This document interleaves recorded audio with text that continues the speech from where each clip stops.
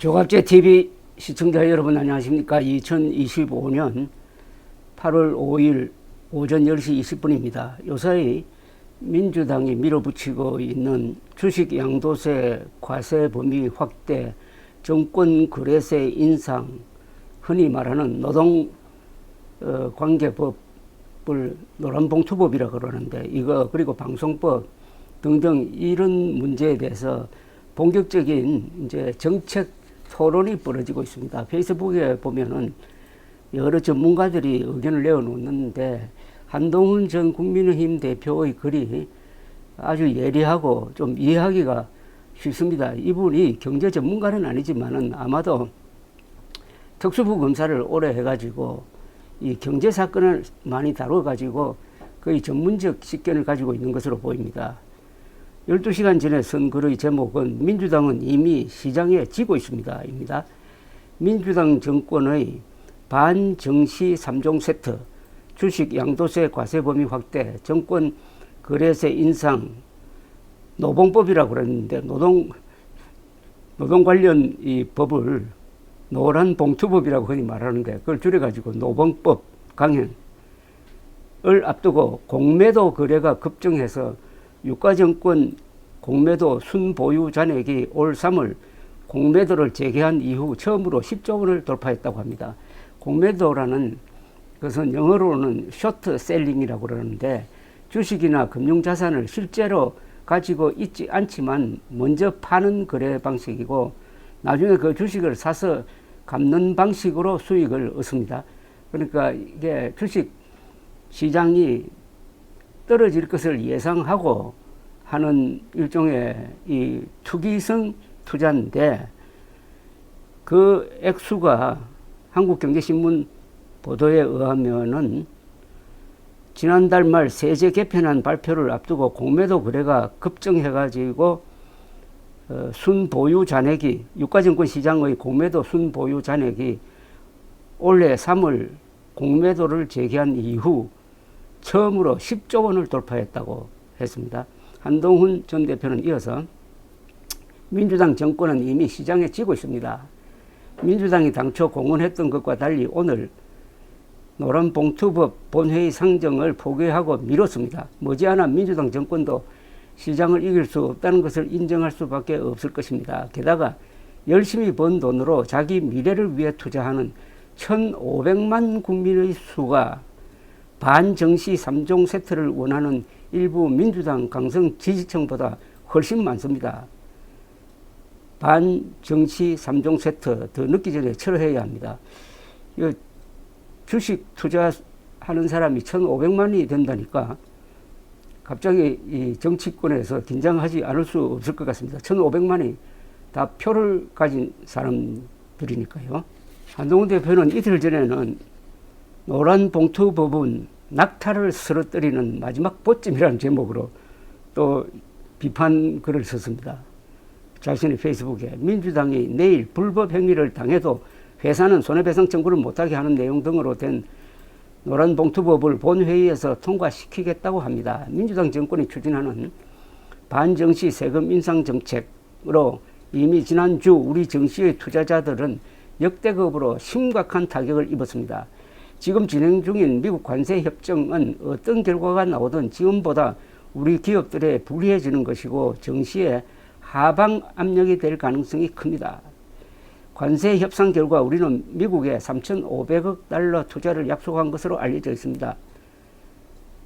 일본의 투자가 대부분 금융성인 것과 달리 우리는 생산을 미국으로 옮기는 것인데 노란봉투법에 따르면 국내 사업장에 영향을 미칠 수 있는 투자 결정만으로도 쟁의거리가 됩니다. 이런 노란봉투법이 통과되면 외국 기업 투자자들의 대한민국에 대한 직간접 투자에 악영향을 줄 것이고 당연히 주가에도 악영향을 끼칠 것입니다. 전 국민이 주가 폭락을 우려하는 이 시점을 골라서 정시에 더 큰 악재가 될 수밖에 없는 노란봉투법까지 통과시키는 것은 가까스로 버티고 서 있는 낙타를 쓰러뜨리는 마지막 보침이 될 것입니다. 이 표현이 아주 절묘합니다. 가까스로 버티고 서 있는 낙타를 쓰러뜨리는 마지막 보침이 될 것입니다. 이재명 대통령이 코스피 5천 만들겠다고 공언했는데 시장은 권력자의 말이 아니라 행동을 보고 반응합니다.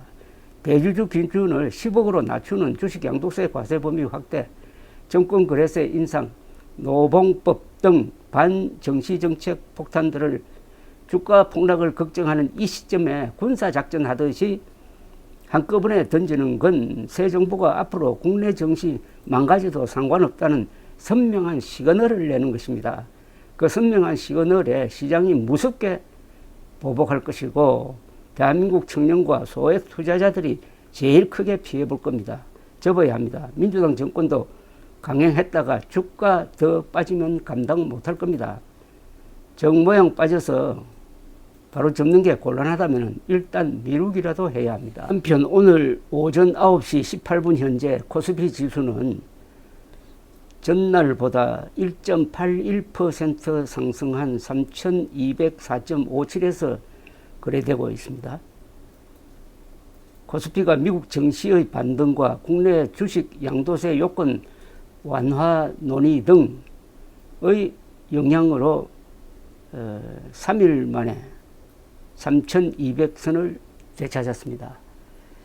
이 정권시장 하나만 가지고 이 정책의 당부를 논하는 것도 상당히 좀 유동적입니다. 그러나 최근 민주당 정권이 내놓고 있는 정책이나 하고 있는 일들을 보면은 이게 기본적으로 민주당 정권이 가지고 있는 속성을 표출한 것이라고 볼 수가 있습니다. 민주당 정권 하면은 좌파 정권, 더 심하게 말하면 종북 정권 이렇게 불러왔는데 요사이는 우리는 종북을 해결했다. 종북 성향의 정치인은 공천 과정에서 다 배제됐다고 하지만은 종북을 빼더라도 남는 게 좌파입니다.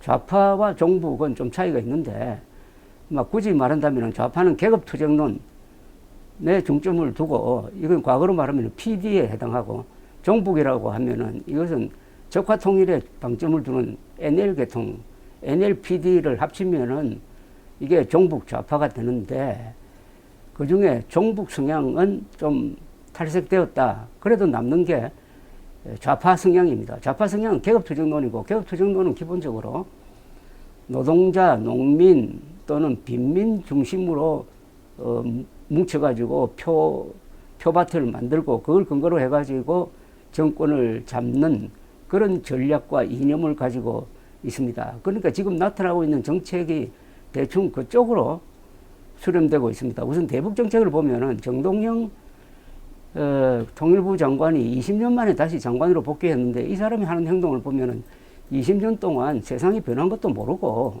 계속 북한에 추파를 던지면서 북한 주민들의 눈과 귀를 막는 짓만 골라서 하고 있습니다. 특히 최근에 이게 국정원장과 어떤 관계로서 이루어졌는지 모르지만 국정원이 그동안에 비밀리에 운영했던 대북 라디오 방송, 텔레비전 방송까지 중단시켜버리고 어제는 휴전선의 그 대북 확성기 방송 시설까지 지금 철거했다고 합니다. 그런데 돌아오는 것은 김여정리의 막말밖에 없습니다. 그리고 한미 군사 훈련을 조정하겠다는 이야기까지 하고 있습니다. 일관된 게 김정은 정권이 가장 두려워하는 북한 주민들의 각성을 막는 겁니다. 대북 확성기 방송의 시청자는 수십만 명이 됩니다. 그 휴전선상을 거쳐서 배치된 그 젊은이들에게는 그 방송이 정말 즐거운 정보를 알려주고 하는 그런 외부 세계를 또 알게 하는 것이었는데 그걸 끊어버렸다는 겁니다. 이 피해자는 젊은 북한 청년들이죠. 그리고 라디오, 텔레비전 방송을 끊어가지고 좋아할 사람은 김정은 한 사람밖에 없습니다. 김정은 한 사람을 위해서 북한 주민들의 알 권리를 차단하고 이게 무슨 과거와 다른 대북 정책인 것처럼 포장을 하고 더구나 더 위험하게 한미 군사훈련까지 조정하겠다고 하는데 이런 말은 국방부에서 나와야지 왜 통일부 장관이 그런 소리를 합니까? 이런 거는 보면은 이 종북 성향이 과연 정리가 되었느냐? 친북, 종북 아직도 있는 것 아니냐는 생각을 갖게 되고, 요사이 한참 문제가 되고 있는 이른바 노란봉투법, 그 다음에 세법 개정안, 방송법, 이것도 그 핵심은 노동자 그리고 돈 많이 가진 사람을 딱 이렇게 선을 그어가지고 노동자에게 도움을 주는 과정에서 돈 많은 사람이 고통을 받든지 하는 것은 그건 뭐 아랑곳하지 않는 이런 자세를 보여주고 있습니다. 이건 전형적인 계급 투쟁론입니다. 그래서 이제 출범한 지 2달이고 2달 동안에 어떻게 보면 전체적으로 보면 이재명 새 대통령이 국정을 안정적으로 관리하고 있는 것으로 보이는데, 민주당의 이 질주가 심해지고 더구나 강성 정청래 대표의 등장으로 해가지고 전체로 보면은 역시 이게 또 좌우 구도로 가는, 좌우 대결 구도로 가는 빌미를 만들고 있습니다. 좌우 대결로 가는 딱 정책 2개가 있습니다. 노동정책과 대북정책입니다.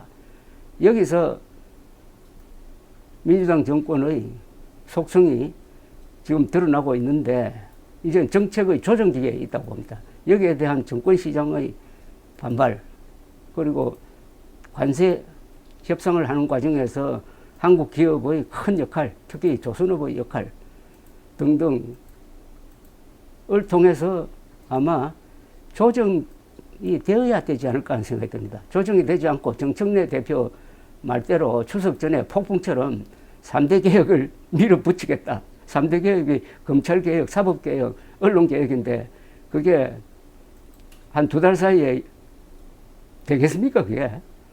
그 중에서 언론개혁은 가만보니까 방송개혁이 핵심인데, 방송개혁의 핵심도 가만 들여다보면은 KBS, MBC, EBS의 보도 기능을 확실하게 친정권 쪽으로 돌려놓겠다는 건데, 이거 과거에 여러 번 해본 겁니다.